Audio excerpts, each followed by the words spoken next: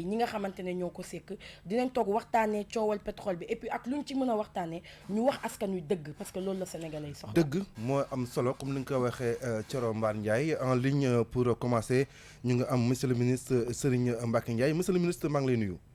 maa ngi lay fay. waaw monsieur le ministre ñu ngi lay nuyu bu baax di la sant di la gërëm di fàttali ne que yow monsieur Serigne Mbacké Ndiaye ministre nga woon porte-parole du gouvernement ci régime président Abdoulaye Wade monsieur le ministre coowul pétrole bi bëri na lool si dëkk bi jamono jii d'abord yow nu ko gisee déjà coow li. waaw coow li de mënoon na bañ a bëri ginnaaw bu ma leen nuyu auditeurs yëpp. di leen sant di rafetlu liggéey bi nga xam ne yàggu leen ci paysage médiatique bi mais quand même ñu ngi koy saluer. merci beaucoup. mais dama wax ne coow li mënoon na bañ a bari. seen kilifa yéen. muy Bouba Ndour. dafa posé question bu am solo keroog bi ñuy def bi defe naa mooy ñoom bi ñu mujjee def jàkkaarloo. mu wax ci émission bi nii. moom coow li muy bari li mu bëgg a xam mooy. est-ce que Sénégal dafa perte xaalis ci lii wala déet. je pense que wax ji normalement foofu la waroon mën a situé. c'est assez pertinent quand même. mais gis nga bu weesoo loolu. tey maa ngi jóge ci conférence de presse. il y a 2 ans ci tey fi ma doon defee conférence de presse. defoon naa fa conférence de presse li ma wax tey ma waxoon ko jamono yooyu. ma ni attention le pétrole brûle le gaz explose. effectivement. li taxoon ma wax ko mooy. boo xoolee tey Afrique xam nga coow li ñuy wax di tudd Aliou Sall ay Franck et tout lu tuuti la ci problème bi. dëgg la. xam nga sax muy lu tuuti. Occident maanaam réewu tubaab bi. ñoom ñoo dal ci réew mu toll mel ni Congo. ñu di ko wax tey RDC. dëgg la. taal ko ba réew mu tàkk. dëgg la. ña ngay exploiter pétrole. dëgg la. Occidentaux yooyu ñoo rey Kadhafi. dëgg la. dugg Mali lëmbe ko. dëgg la dem Togo dem Burkina dem Bénin dem Nigéria. ba Centrafrique. fu ci nekk tey ña ngay exploiter ressources yi fa nekk. jéem nañu dugg Sénégal du benn yoon du ñaari yoon du ñetti yoon. mais yàlla suturaal ñu ba nos forces de défense et de sécurité muy police ak gendarmerie. amul benn semaine boo nga xam ne dugg nañ ko te déjoué wuñu benn plan jàpp ay terroristes def ci kaso. effectivement. na ngeen jéem a def gëstu ngeen dugg ci prison yi xool ñaata terroristes ñoo fa nekk. dëgg la. tey bu gàmm amee wala màggal wala xew-xew bu mënti doon police ak gendarmerie du ñu nelaw parce que xam nañ le terroriste yi di fexe ci milieu yu mel noonu. te loolu yëpp ña nekk ci ginnaaw la tax ñu di ko def mooy bëgg taal réew mi pour jot ci alal réew mi. dëgg la moo tax nga gis ay kilifa yoo nga xam ni naam adversaire u Macky Sall lañu mais partisan wu Sénégal lañu. tey foo leen wax dañu bëgg dëgg gi feeñ. na affaire bi leer mais doo leen dégg ñuy am yenn position yoo nga xam ne mun na taal réew mi. ñooñu mën naa citer sans bàyyi le président Abdoulaye Wade. Idrissa Seck Pape Diop ay Madické Niang Mamadou Diop Decroix Malick Gakou Aïda Mbodj Amsatou Sow Sidibé taxawaay boobu laa gis ba fi ma toog di wax tey. ñu taxawee ko. waaw monsieur le ministre nga gis aussi attends may ma tudd ma jeexal ci. nga gis aussi ñoo nga xam ni. bu ñu waxee dañuy xam ni ñii problème personnel la ñu am ak président de la République. effectivement. contentieux personnel ku am demal sa kër nga réglé ji ko. dëgg la. xam nga ñu lu ñu ñor. mooy question bi Bouba Ndour posé. est-ce que dañuy laal alalu Sénégal oui ou non loolu nag procureur de la République leeral na ko tey. ni mu ko leeralee mooy nee na ku am preuve ñëwal teg ko sur la table. ok donc du lu télé di régler tey du lu rajo di régler du reneen di ko régler dal moo koy régler. dal gi mooy li nga am ci élément ñëwal teg ko sur la table. ni diw mi kat lii ak nii la demee mais. li nga xam ne kenn waru ko nangu aussi. mooy tuumal ay nit. ñu dem ba ci cippaanoo ji ba fa baxana di mel ne. nga taxaw ni document yow réer na wala tàkk na. wala sàcc nañ ko wala nag lay amatul. dëgg la ñun ñëpp dañu am intérêt ci mbir mi leer parce que moomuñu ko ñun suñu goree dund ba am lu ëpp juróom fukki at ñi romb nañu ko. dëgg la Sénégal defal ñu lépp jàngal ñu jox ñu ay place jox ñuy oto jox ñu logement di ñu jox essence te gënuñu yeneen sénégalais fi nekk kon ñun war nañu rusa am taxawaay boo nga xam ni dañu naxasaay la askan alalu réew. dëgg la leeral yooyu nga wax monsieur le ministre moom la askan wi bëgg ñu gis ne tey am na ay sénégalais yoo xamante ne ay citoyens lañ comme tout le monde taxaw ne dañuy manifestation boo xamante ne bu pacifique la li ñu ci jublu mooy ñu wax ñu ana suñu kopparu réew nu mu demee pétrole bi ndax laal nañ ko ndax lii ndax laa ay leeral la ñuy sàkk en gros tey bu ñu demee ba préfet ne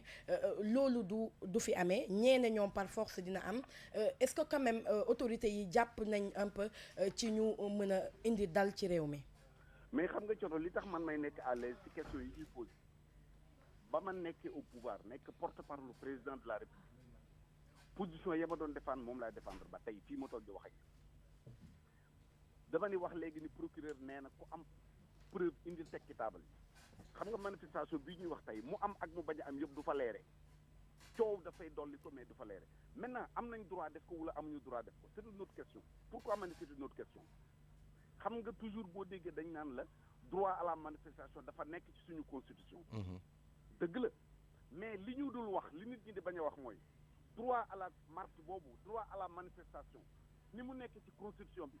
dafa am article yu ci tegu yoo nga constitution daf ko réglementé mooy lan mooy def na la yow Coro tey yéen waa King FM bu ngeen bëggee def manifestation am ngeen ci droit déclarer leen ko 72 heures francs avant le jour de la manifestation bu ngeen ko déclarer ba pare ñu ne leen autorité administrative bu muy préfet muy sous-préfet moo am sañ-sañu càmbar xool est-ce que manifestation war na am wala warul am loolu ci constitution bi la nekk ci loi yi ak texte yi nga xam ni ñoo réglementé réew mi la nekk donc mënuñu rek di yem ci ni constitution bi wax na ko mais constitution bi mu ko waxee dafa am noo nga xam ne noonu la ko tëralee xam nga constitution bi daf ne droit à l'expression ku nekk am nga droit ubbi rajo waaye booy ubbi rajo dafa am fooy jaar booy ubbi journal dafa am fooy jaar te pourtant constitution bi wax na ko ku ne am nga ci droit mais ba mu ko waxee ba pare dafa am ay texte ay loi ay règlement yoo nga xam ni moom la ñu tëral pour nga mën ci sukkandiku dëgg la nit ki nag mënoo bëgg une chose et son contraire dëgg la bu fekkee ni yow soo bëggee organiser ci préfet ngay dem ni ko damay parce que ki ngay tàggoo da nga koy tàggu parce que mën na ni waaw mën na ni déet mais bu fekkee ni soo ko tàggoo da nga naa ko amoo droit ni déet mais jarul ngay dem di ko tàggoo. voilà mais monsieur le ministre. oui dafa am remarque générale bu ñu def mooy ci affaire marché yi li nga ci wax dëgg gu wér peng la constitution bi wax na ko mais daf ko réglementé. mais on se rappelle que jamonoy président Abdoulaye Wade quand même dafa doon permettre ak situation bi lu mu critique quand même doon na bàyyi nit ñi quand même ñu doon manifester seen métit wala manifester li ñu bëgg a manifester généralement sax daan nañu manifester ba jeex. ñu encadré ko ku nekk dem sans problème mais dañu am impression que loolu dafa xaw a gën a mën a. wàññeeku Sénégal dafa xaw a jafe d'abord manifestation yi te ñu bëri duñu jàpp ne que peuple tant que mu ngi nekk sim réew ay jafe-jafe mu ngi am peuple war na mun di manifester pacifiquement sans yàq dara sans def dara tey bon c'est vrai que préfet xëy na am na prérogative interdire ko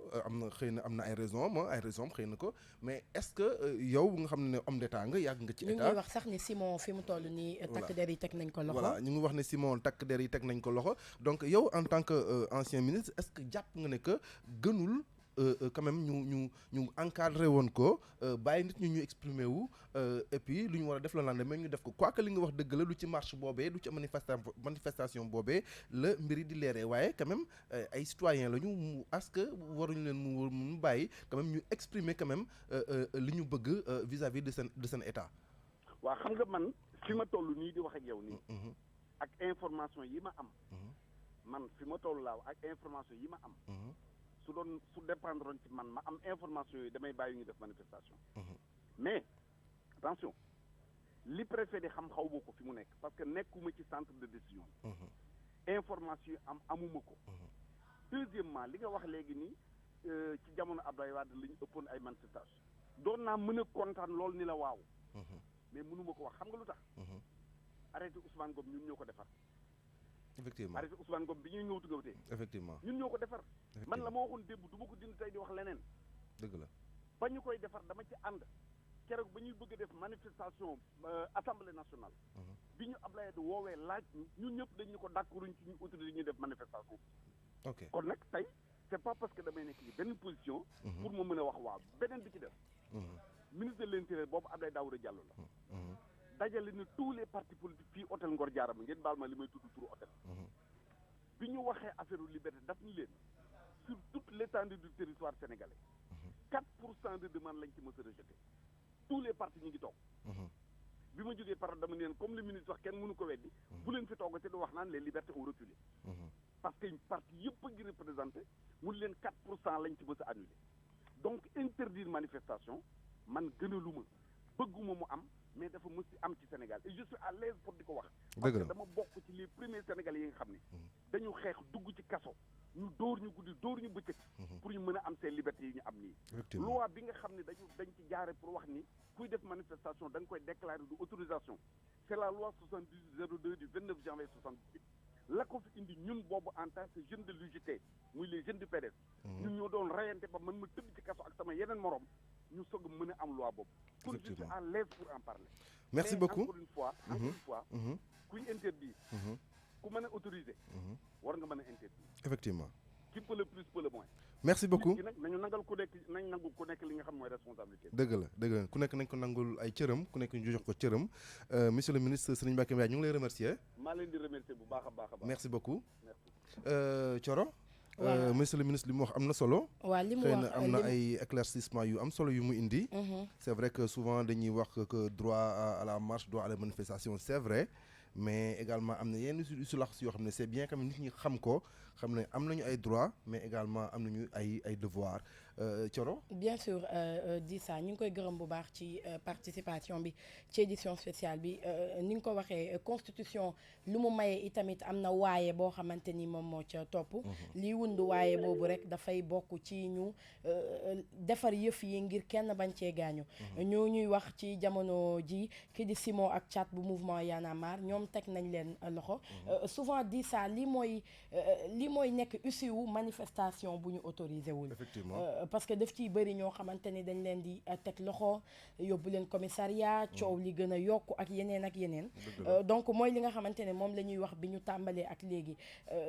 c'est bien ni nga xamante ne noonu la ko ministre Serigne Mbacké Ndiaye soulevé 5 muy dëkk bu pétrole wala gaz fu ñu ko dégg rek souvent occidentaux yi dañuy faral di fa ñëw donc on a tendance à dire que dëkk yu bëri yu tàkk ñoom ñoo leen taal ndax pétrole et puis lu ci ëpp fee yi daf ñuy daal di jox raison donc loolu tamit am na mais je pense que leneen li ci am solo itamit mooy kilifa yi nga xamante ne ñoom ñooy nekk ci pays concernés yi ñu gérer yëf yi ni ñu ko war a gérer ba ëllëg ci biir kenn du ne xamoon nañu ko parce que fi mu nekk nii qu'on le veuille ou pas ils sont nombreux ces Sénégalais là qui pensent que njuuj njaaj am na amul du ñun ñoo koy leeral xëj na waaye dinañ ci kontaan tey bu ñu toogoon ba leeral yi am ci yëf yi dëgg la ni nga ko waxee noonu la c'est important tey comme ni nga ko waxee mu leer ci bopp sénégalais yi ñu xam ku nekk sa responsabilité ci mbir mi waaye comme Thioro ni ñu ko waxee sànq rek bu ñu xalaatee bu baax bu ñu jàppee bu baax nañu jàpp ne que mu leer pour sénégalais yi la mu ñàkk leer c'est contre les sénégalais donc mu leer moo ñu arrangé waaye nañu jàpp ne tamit réew mi sunu réew la donc démb la réew mi am na démb laataa pétrole di fi feeñ te bu fa pétrole jeexoon tamit réew mi day des donc nañu jàpp ne que li ñu ci bëgg daal mooy fexe ba képp kuy sénégalais nga am ci lu leer parce que donte sax genn wàll litre la bokk nga ci waaye dafa mel ni am nañu benn reporter sur le terrain Thioro waaw kan moo amagul Kader Mati wala Kumba kuñ ci am rek parce que dina baax aussi ñu mën a xam un peu lan moo xew foofule ca place de la nation wala place de l'obélisque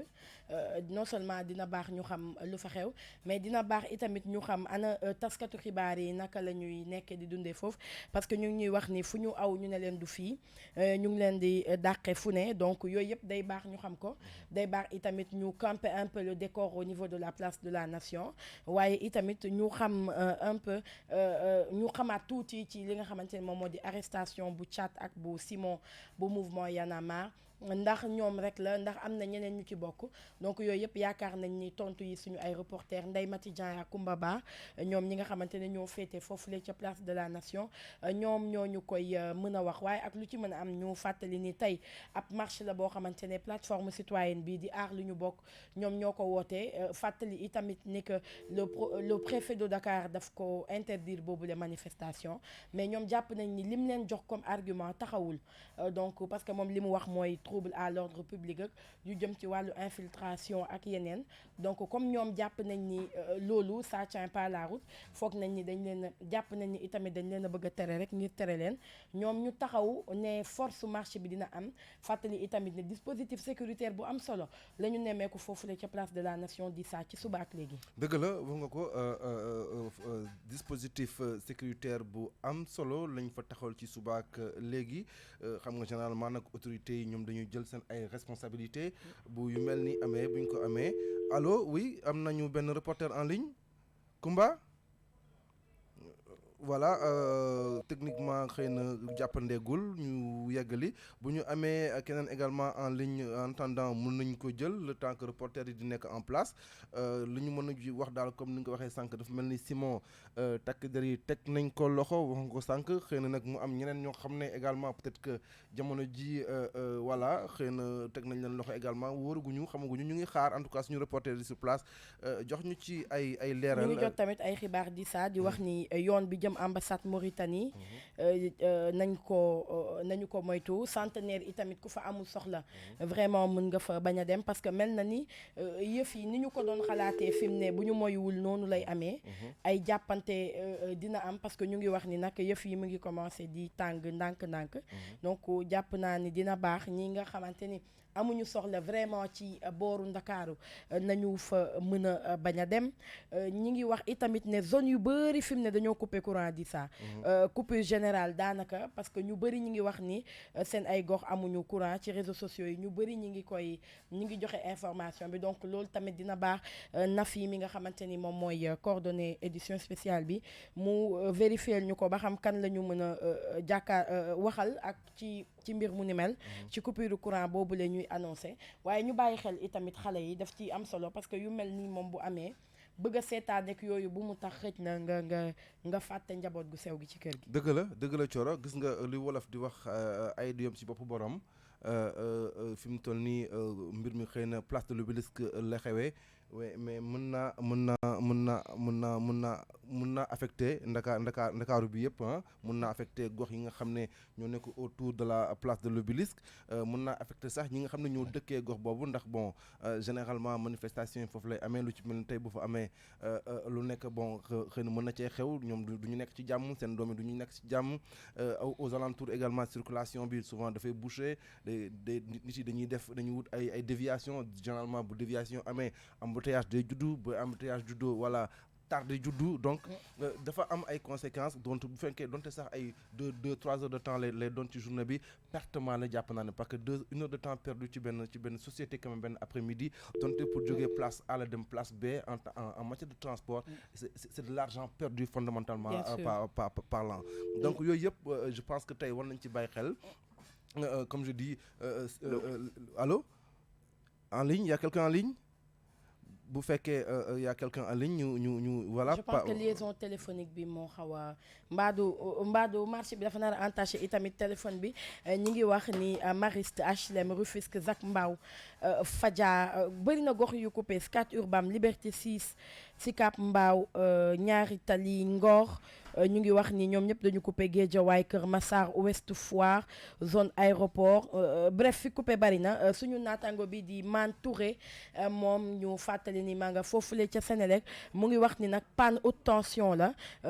bu ñu taaxirloo fii ak benn waxtu rek yëf yi dina ñëwaat à la normale mu mel ni information la bu Man Touré di joxe ci Facebook ñu gërëm ko moom itamit ci xibaar boobu parce que ñi nga xam ñenn ñi ngi bind naan marché rek doy na ndax marché jar na lii donc ñi ngi leeral pour wax ni li nga xamante ni moom moo di yëf yi wàllub panne la ci haute tension voilà noonu la ko Mantouré waxee gërëm itamit Alhassane bu télévision Futur Média mi ngi jàpp bu baax ci liggéey bi nee na au Mariste pas d'électricité depuis la matinée donc bëri na ay gox yoo xamante ne di sax fi mu toll nii tembe courant amu fa. waaw Thioro gis nga lii yëpp comme ni nga ko waxee waxu pétrole la pétrole wax du fàttali nga ko sànq dëkk yu bari yi nga xam ne ay dëkku producteur de pétrole lañu ñu bari gis nañu seen histoire seen jaar-jaar ci vingt dernières années yi wax nga ko sànq Libye noonu la fa demee ministre Mbacké Ndiaye confirmé na ko RDC gis nañu RDC boobu léegi lu ñu am ay jafe-jafe pour nekk ci jàmm donte voilà dëkk bu bëri pétrole la ak yeneen ressources boo demee centre Afrique pareil boo demee ci yenn dëkku arabe yi pareil donc tey jii ñun dañu amoon benn histoire Sénégal boo xam ne dañu ko ràññee woon je me rappelle bu ma gën a nekk xale dañu daan wax yéen Senghor mooy seen président vous êtes un pays de dialogue donc et sama maam dafa ma daan wax lu baax la loolu ndax dëkk bu nga xam ne nit ñi dinañu am mën wax moo gën dëkk bu nga xam ne nit ñi mënuñoo wax parce que bés bu explosé yeneen mbir lay jur kon ñun dañoo baaxoo dialoguer moom maanaam échanger comme ni mu ko waxee sànq mën nañoo bañ a bokk gis-gis c'est normal mën nañoo bañ a bokk façon de voir c'est normal mais fondamentalement Thioro jàpp naa ne ñoo bokk yéene ñoo bokk yéene amul benn Sénégalais boo xam ne bëggul tey que réew mi jëm kanam pétrole bi li tax mu doon coow Thioro c'est parce que dafa jur yaakaar ci réew mi. bien sûr dafa jur yaakaar donc bu jur loon yaakaar jàpp naa ne que du am coow li mu am. ñu ngi wax itamit ne Maymouna Bousso moom yaakaar naa ni ràññee nañu ko bu baax ci géewu politique gi rawatina ci parti démocratique sénégalais. moom itamit teg nañ ko loxo foofu la ca place de la nation mu mel ni fi ñu toll nii nag ñu ngi ci 3 ci ay arrestation jàpp naa ne bu ligne bi jàppandi woon ba ñu mën a jot suñu reporter yi nekk sur le terrain dina baax ci ñun gërëm bu baax Alhassane encore une fois moom mi ngi wan ni Futur Média benn la ndax mu ngi jàpp bu baax ci liggéey bi Alhassane Ba bu télévision Futur Média moo ñu jox léegi boobule xibaar mooy li ngay wax rek di ça réew mi c'est tellement jàpp naa ne dafa amal ñëpp njëriñ xëj na sax moo tax ñu ne marche bi interdire nañ ko des gens se permettent malgré cette interdiction là di dem parce que jàpp nañ ni alalu réew mi ñëpp la soxal mais encore une fois mooy li ministre Serigne Mbacké Ndiaye wax sànq xëj na du ci marche boobu la yëf yi di leeree même bu fekkee ni war na mën a nekk buntu xëj na du ñun fii ñu toog di ko waxee la yëf yi di leeree xëj na du feneen ak feneen mais li ci am solo rek mooy encore une fois ñu jiital intérêt Sénégal et que encore une fois guerre yi gën a mag sax ci waxtaan la mujjee donc pour man jiital waxtaan quand même c'est primordial. effectivement Thioro comme li nga wax dëgg la jiital waxtaan dafa am solo d'autant plus que Thioro ñun dëkku waxtaan lañ ñu xamee. je veux dire bi Sénégal ba tey kenn mësuñuy dégg ci ay naka su dul ak noonu voilà dafa mel ni am nañu benn reporter en ligne allo Ndeye Mati Dieng. mais Ndeye Mati rëccaat na de. waaw dafa mel ni Ndeye Mati rëccaat na de ah. Kader am poisse mi. waaw ñu dem ñu continuer Thioro comme ni mu la ko waxee sànq ñun noonu la ñu xamee jàmm ak salaam ak waxtaan diisoo sottante xalaat kon tey jàpp naa ne c'est pas parce que pétrole bi ñëw na fii rek que ñu war a soppi suñu doxalin boobu nga xam ne moo nekkoon suñu marque de fabrique bu Sénégal moo taxoon également boo seetloo bu baax ñu naw ñu ci sous-région bi ak ci Afrique de façon générale kon tey jii loolu ñun war nañ ko fàttaliku muy manifestants yi muy également ñi nekk ci pouvoir bi ñu xam na ne que ñii am nañu droit manifester ñi la tamit xam nañ que ñii ay autorités lañu quand même sañ nañu ku sañ a tere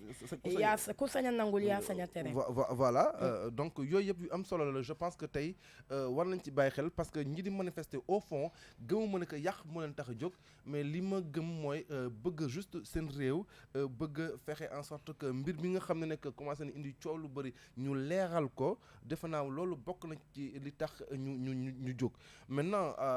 après luy xew ak lu dul xew comme ni ko ministre Serigne Mbacké Ndiaye waxee du foofu la mbiri di leeree procureur génn démb am na lu mu ci wax je pense que yoon moo war a def liggéeyam ñu ngi ma naan que président de la république saisir na leen wax leen que ñu taxawal ay enquête ci loolu am nañu yaakaar ne que bés bu enquête bi jeexee xëy na mbir yi dina leer ku nañ xam. en tout cas loolu la ñëpp di espérer. ba pare di saa man xëy na beneen taxaw seetlu bi ma def ci yëf yi mooy c'est-à-dire lii problème la boo xamante ne c'est d'intérêt national. mais bu ñu ko bëggee itamit politiser. parce que diw mi je tire sur Dissa parce que ànduma ak moom Dissa tire sur Nafi parce que àndul ak moom. Effectivement. pour man à un moment donné intérêt Sénégal kon ñoratuñu. Effectivement. bu ñu fekkee ni réellement intérêt Sénégal moo ñor képp ku nekk ci ñun kii day denc drapeau beige marron am kii denc drapeau jaune blanc kii denc orange am kii denc leneenam. ñu ànd bi nga xamante ne moom la ñu war a ànd tirer cette affaire là au clair. te man peut-être que bokkuma ak ñëpp gis-gis. mais man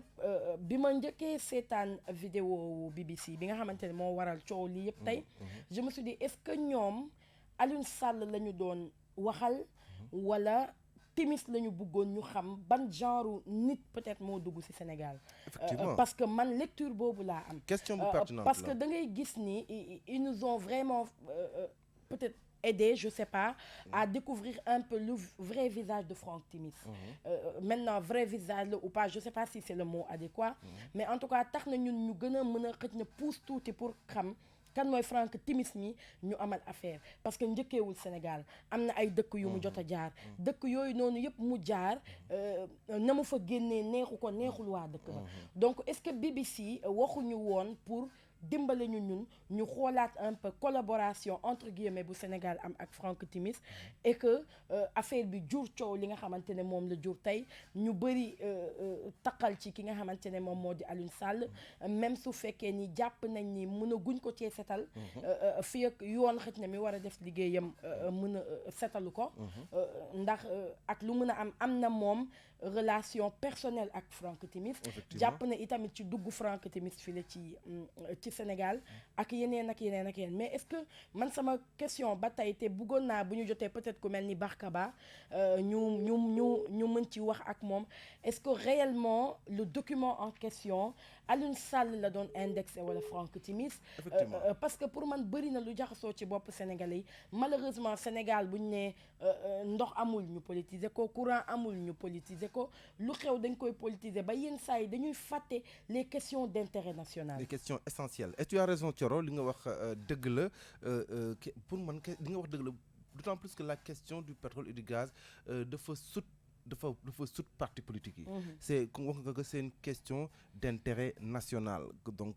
une question du Sénégal kon tey war na dépasser le cadre parti politique yeeg Massamba àndul ak Mademba it dafa contre ak Massamba moo tax muy wax lii ak lale mais suñu ñëwaatee tuuti ci enquête BBC bi Thioro enquête originale bi 28 minutes la def. À la base boo ko xoolee di nga xam ne que les objectifs principaux enquête bi du woon peut-être Sénégal peut-être que BP la woon ak un homme d'affaires bu ñuy wax peut-être que ak Franck Timis mais gis nga Thioro waxtaan naa ci ak benn activiste bu yàggul temps yi passé mu ne ko genre enquête yu mel nii mu ne ma BBC du média bu ndaw journaliste BBC yi ñoom ñoo mun def enquête yu mel nii ma ne ko oui mais ce que les gens doivent savoir mooy que ce genre d'enquête là ne peut qu'émaner du média ça n'émane pas directement de Mayni Jones ça émane de BBC en tant que tel BBC moom mooy décider ne que voilà dañuy def benn enquête sur tel et généralement dafa am ay motivation waxuma ne que bii dafa am ay motivation derrière ou pas mais généralement une enquête est motivée on ne fait pas une enquête ex nihilo comme ça dans le vent suñu bëggee def enquête dafa am lu ñu bëgg a wane donc comme je dis genre enquête yu mel nii dafay ça émane du médium en tant que tel et qui définit la démarche à suivre à son reporter ou à son journaliste parce que Mayni Jones moom ñoom cundung gaw ma ne que am na capacité wala ëpp nañu capacité ñun journalistes sénégalais yi def je veux dire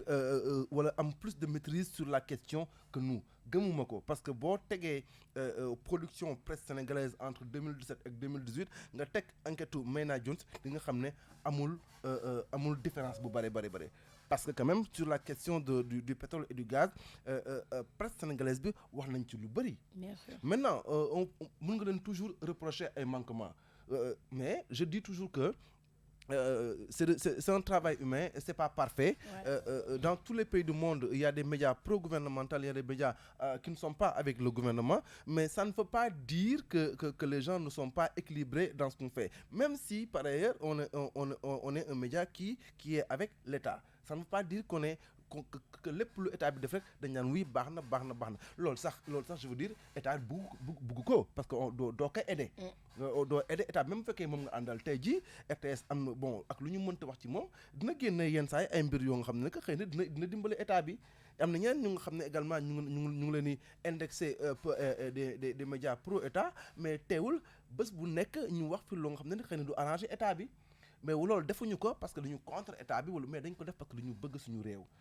ba wax dëgg état bi wax dëgg nguur gi bokk na ci li nga xam ne je pense que luy jëmale réew mi kanam parce que également ñoom ay décideurs lañu mën nañ nekk ci ay positions yoo xam ne am na mbir yoo xam ne mën nañ ko ñàkk xam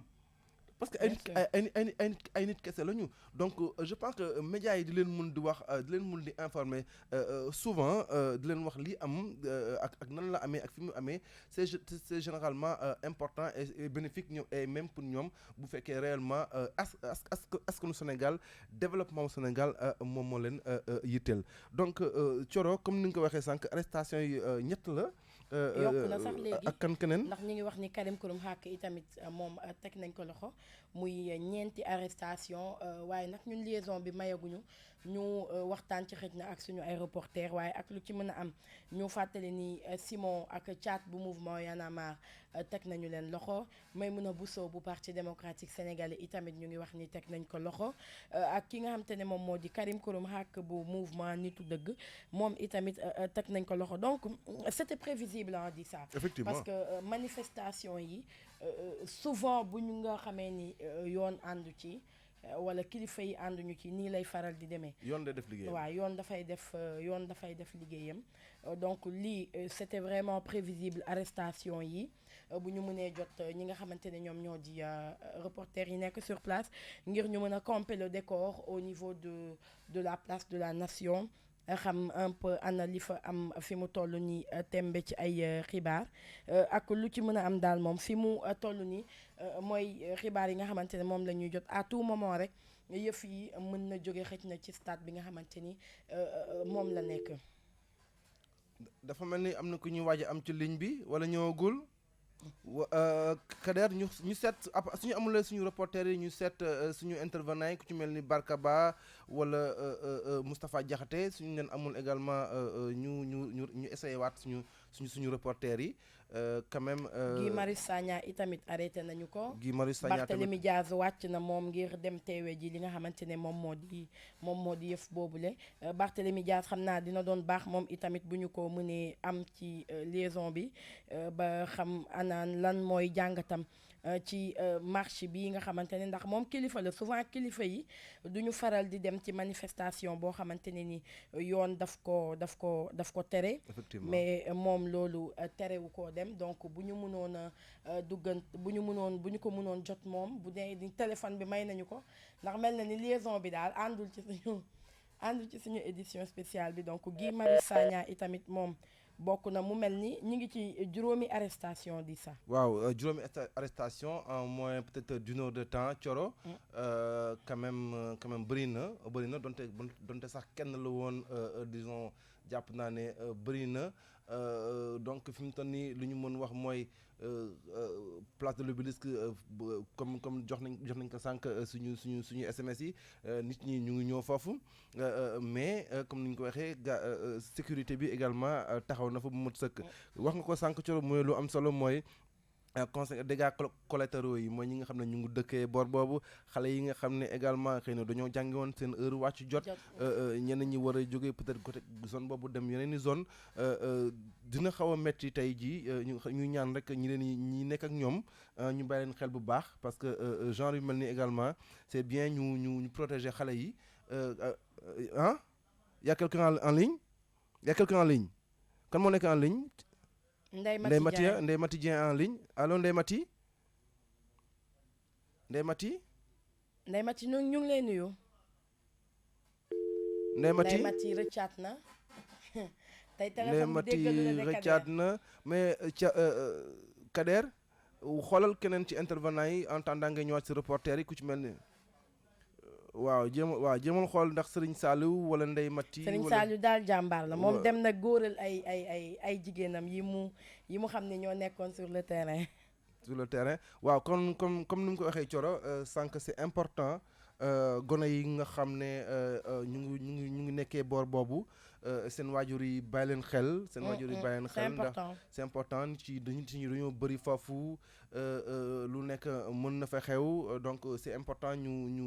ñu protéger xale yi ñi nga xam ne mën nañ leen soril foofu ñu soril leen foofu ñi nga xam ne mën nañu dévier yoon boobu nga xam ne mooy yoonu place de l'Obélisque ñu dévier ko automobilistes yi nga xam ne également xëy na foofu suñ fa jaaree mu gën a xat wala mu indi leen ay jafe-jafe King FM di leen xamal ne que mën nañ ut yeneen yoon ñuy jaar ngir mën a dox seen i soxla wala ñibbi seen i kër ndax fi mu toll nii zone boobu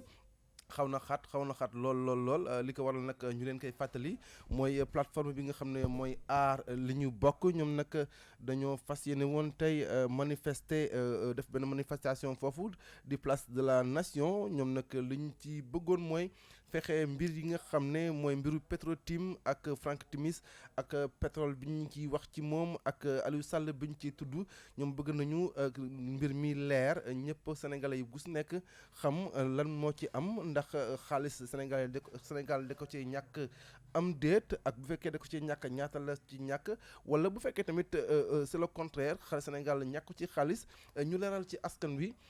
wax ñu tamit mbir mi nan lay demee ndax Petro-Tim kese moo si nekkoon est-ce que Aliou Sall kese la woon jàpp naa ne am na ñeneen ñoo xam ne également xëy na ñu ngi leen si seen tur yenn saa yi mu ngi siy ñëw ak a dem xëy na ñooñu ñëpp tey war nañ tamit yëkkati seen kàddu dem tamit. dafa mel ni Ndeye Mati mu ngi ci ligne bi. waaw Serigne Saliou mu ngi en ligne. Serigne Saliou. oui di saa. ñu ngi lay siyaar Serigne Saliou ma bàyyi la ak Thioro Mbar. Serigne Saliou maa ngi lay nuyu. yaa ngi fi mu toll ni tembe ca place de la nation di ex place de l'Obélisque est-ce que mën nañu xam fi mu toll nii lan moo am ca boobule barab.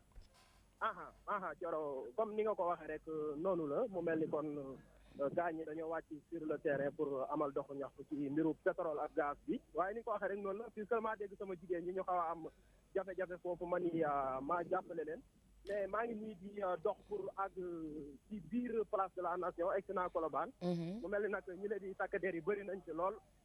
liggéeyu taskatu xibaar tamit xaw na jafe lool ndax foo jëm daanaka dañu lay baare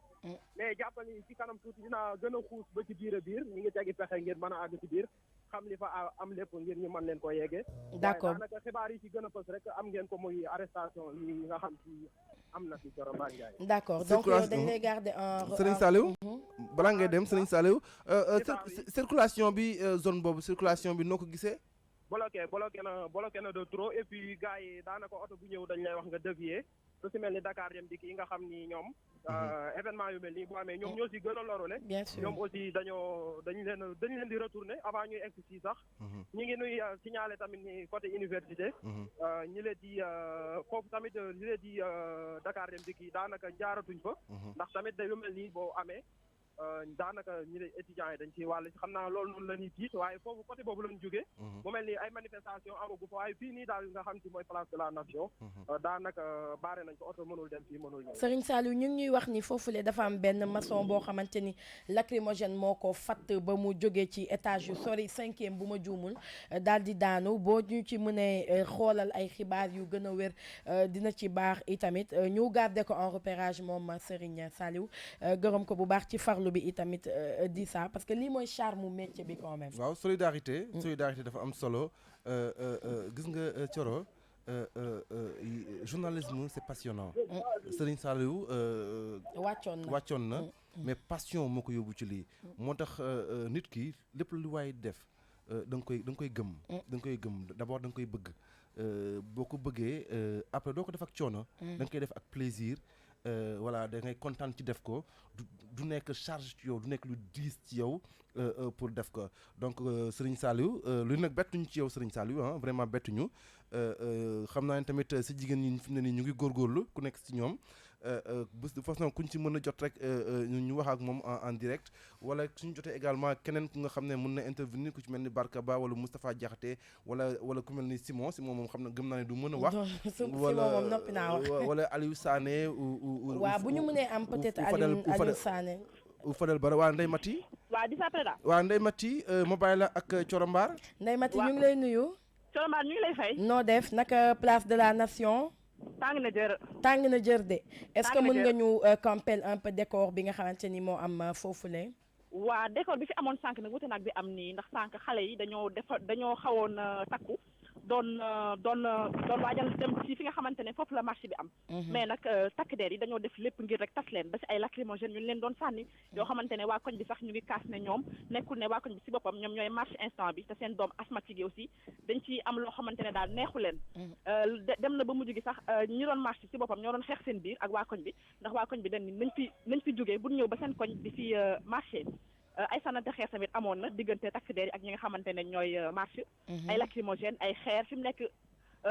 manifestation bi fi mu am sax journaliste mënu fa àgg parce que dañ ko baare ñun ñu ngi nii ci alentour yi rek lañu ne pour mën a constater li nga xamante ne moo fi am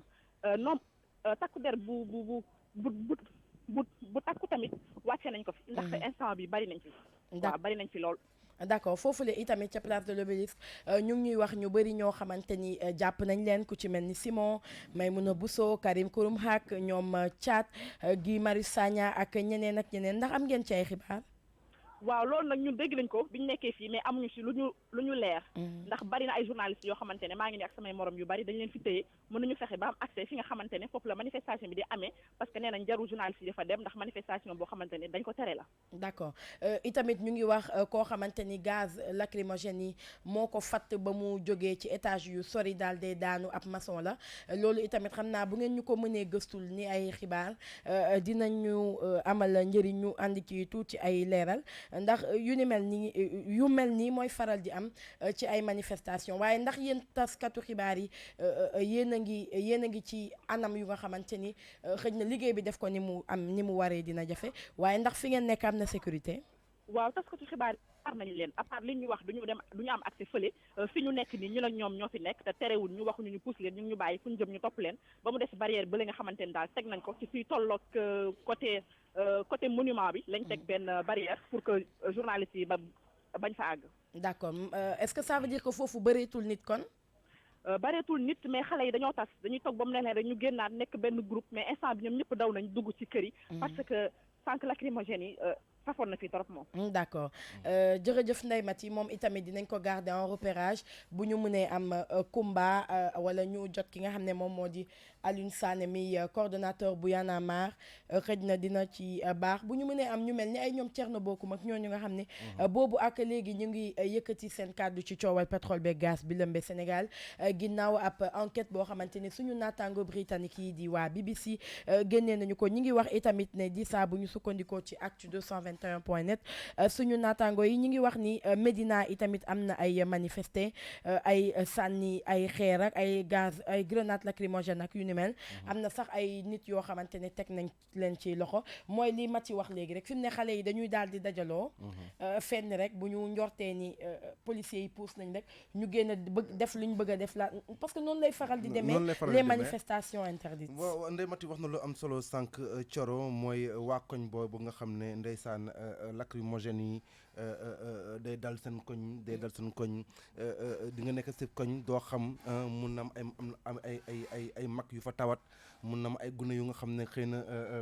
gaz boobu noonu mënuñu ko supporter loolu yëpp ma doon wax sànq mooy les dégâts collatéraux tey jii mun na am ay mag yoo xam ne xëy na dañoo asthmatique te ku xam lacrymogène xam na ne que lacrymogène du lu neex a nooyi bu la dara jotul sax asthma nga xaw a asthmatique bu fekkee gune nga également généralement du ñu xam naka la ñuy def pour voilà pour se protéger donc yooyu yëpp je pense que tey ay dégâts collatéraux la pour ci genre manifestation yi nga xam ne généralement bu amee ñi nga xam ne sax ñoo dëkk ci gox ba ndeysaan seen xel du dal parce que dañuy xaw a nekk ci danger tuuti tamit Thioro il faut le dire. parce que quand même lu nekk mun naa xew mun ab lacrymogène mun naa jàdd dal ci benn cour voilà wala mu dal ci benn buntu kër wala mu dal sax ci tali bi waaye tamit voilà fett yi xëy na voilà am ñu mu laal donc loolu yëpp c'est à prendre en compte comme ni mu la ko waxee sànq muy manifestant yi muy donc loolu yëpp. d'accord Thiat. donc comme ni ñu ko waxee. waaw Thioro am na ay arrestation encore yu bees yu bari ñun sax li ñu jàpp nii lu tuuti la néew la ndax wax nañ ni plateforme bi rek jàpp nañ ci lu tollook 20 ci ay nit bu ñu sukkandikoo ci xibaar yi Nafi mi coordonné édition spéciale bi jot ndax mi ngi doon jéem a jokkoo ak Alioune Sané 20 yooyu nag Simon bokku ci Thiat bokku ci Maïmouna Bousso defe naa bokku ci Karim Kouroum Hak bokk ci donc mel na ni ñi ñu teg loxo quand même bari na sans compter ndaw yi nga xamante ne ñoom la ñuy fekk ci gox-goxaat yi di sax. fondamentalement Thioro gis nga li nga doon wax mu ngi ñëwaat généralement manifestation yi ni lay demee et boo seetee ba seet Thioro fondamentalement également du solution. C'est un droit qu'il faut ñëpp je suis d'accord que dañu war a exprimer seen droit dañu war a laaj mbir mi leer. Effectivement ñi nga xam ne ñoo ngànk affaire bi tamit dañu am obligation leeral mbir mi ci kanamu askan wi. Bien sûr. Mais généralement violence wala lépp lu tourne autour de ça mësul nekk solution ci dara wax nga ko sànq Thioro même guerre yi gën a métti ci àdduna bi finalement ci waxtaan lay mujj. Donc je pense que Sénégalais ils sont assez intelligents tey jii il y a des Sénégalais très intelligents experts dans ces matières là muy wàllu pétrole muy wàllu droit ci jëm ci yooyu tey yoo xam ne tey gëm naa ne que am nañu xam-xamu tey leeral askan wi nu mbir moomu nu mu tëddee xëy na nag boobu léegi. ni nga ko waxee sànq ñi yëngu ci politique bi ñooy gën a wax wala ñi gën a yëngu ci société civile bi seen droit la également ñu wax parce que seen dëkk la am nañ ci droit wax am nañ droit wax seen xalaat mais am nag également les experts en la matière. Bien les sûr. experts en la matière ñu bëri fu mu toll nii def naa dégg guñu leen wala ñi jàpp naa ne sax. loolu sax mooy tax di saa ñi warul wax di wax. parce que ñi Effectivement. war a wax bu ñu noppee. effectivement mooy tax ñi warul wax jàpp ne kàddu gi ñoom lañu ko jox donc loolu mooy li ci xaw a metti mais fondamentalement ni ñu koy waxee depuis lors intérêt wu sénégalais yi intérêt wu président Macky Sall intérêt wu Aliou Sall intérêt wu ku mu mën a doon mooy coowal pétrole bi ak gaz bi nga xamante ni BBC yëkkati na ko mu leer mais même bu dee leer itamit nañu bàyyi xel ci aspect pacifique bi parce que encore une fois intérêt Sénégal moo ëpp solo intérêt wu président Macky Sall intérêt wu Massamba wala intérêt wu Mademba. dëgg la ci ñu fàttali leen que yéen a ngi déglu King FM 99.4 première radio digitale bu Sénégal édition spéciale bi nga xam ne moo jëm ci manifestation plateforme citoyenne aar li ñu bokk bi nga xam ne tey moom la décidé woon def fële ci place de la nation muy ex place de l'obélisque te manifestation boobu kii di préfet de Dakar interdire ko ñoom nag dañu doon manifester ci affaire Petro-Tim ak Aliou Sall li ñu bëgg nag mooy mbir mi leer ñu xam kan mooy def lan ak kan moo ci dugal loxoom ak ku nekk ba fan nga ci taqee Thioro wax nga ko sànq bu fekkee ñi war a wax waxuñu ñeneen ñi nga xam ne amuñu expertise ci mbir mi dañuy jàpp ne kàddu gi ñoom lañ ko bàyyil waaye tamit pour man lu waaye di wax na nga wax loo xam parce que tamit pétrole la pétrole lu bees la fii weddiwu ma nekk am nañ ci ay borom xam-xam waaye lu bees la tamit ci ñun donc jàpp naa ne ñun ñi nga xam ne ñooy sénégalais lambda yi amuñu ci xam-xam bu bari noonu à part luñ ci dégg xëy na ci médias yi ak ci yenn yi nga xam ne jàpp nañ ne que ay experts lañu en la matière ñoom ñoo ñuy jëm a jox ay yenn éclairage yi ba tey ñu ngi xaar ay appel suñu amee ku ci mel ni Barka Ba au téléphone baax na suñu amee benn juriste également baax na wala keneen ku nga xam ne que mën nañu intervenir ci débat bi sinon Thioro il ne reste pas beaucoup de temps il nous reste à peu près peut-être 4 minutes à faire il est 16h41 donc si entre-temps il n'y a pas quelqu'un qui réagit qui veut réagir je pense que comme ni ko Ndeye Mati waxee donte manifestation bi amul comme ni ko waa plateforme citoyenne aar lu ñu bokk bëggee woon am na tuuti jafe-jafe wax nga ko sànq am na ay manifestants yoo xam ne baal leen ma takk der yi teg nañ leen loxo ñu ngi ci lim ku ci mel ni Karim Xurum Xaq ñu ngi si mel ni ku ci mel ni Guy Marius Sagna lim nañ ci ku si mel ni Maymouna Bousso bu parti démocratique sénégalais am na ñeneen sax ñoo xam ne ku ci mel ni Thiat defe naa ci la bokk ak nee nañu une vingtaine d'arrestations pour le moment xamuñu nag ñeneen ñu su bëri seen tur yi xëy na amaguñu leen pour l'instant fii ex kanam ci brève yi dinañ ci gën a ñëw ci yaatal mais nañu jàpp ne que tey ji askanu Sénégal wala benn pàcc ci askanu Sénégal ñoom ñoo gënoon bëggoon def ab manifestation mais quand même seen droit la ñu manifester mais également comme ni ko ministre Serigne Mbacké Ndiaye waxee ku sañ nangu sañ tamit bañ am na ay raisons xëy na tamit lu tax mu interdire manifestation boobu waaye lu ci mën a am Thioro comme ni koy waxee Sénégal sunu gaal la au fond ñun ñëpp ñoo bokk benn bëgg-bëgg bi mooy fexe ba réew mi jëm kanam fexe ba xam ne pétrole bi ñi nga xam ne moom la ñuy waxtaanee jamono ji bés bu génnee mu amal ñu njëriñ parce que tamit bu dëkk bi tàkkee te pétrole bi génnagul wala bu génnee gisuma ne njëriñ bu njëriñ li donc voilà njëriñ li na fekk tamit njëriñ loo fekkee njëriñ loo fekkee ni ko wolof di waxee njëriñ loo fekkee def naa lu am solo la kon tey jii bépp acteur bu nga xam ne yaa ngi ci biir loolu war nga ci bàyyi xel Thioro ci sama gis-gis. bien sûr Dissa dafay am solo nag ñu bàyyi xel ci li nga xamante ne moom moo di intérêt réew mi ni ñu koy waxee boobu ak léegi bi ñu commencé édition spéciale bi ba tey parce que ak lu mën a am rek intérêt Sénégal moo nekk ci kaw intérêt ku mu mën a doon leneen loo xam bu ñii di kaas fële coowal pétrole bi sénégalais ñu ngi wéy itamit di wax ci délestage bi nga xamante ni moom la ñu nemmeeku ci bëccëgu tey bi ba léegi ñu bëri nag ñu ngi ci laaj ay explication ni ma ko waxee woon sànq Mantouré bu Sénélec mu ngi ci réseau yëpp ak ci yenn médias yi ngir wax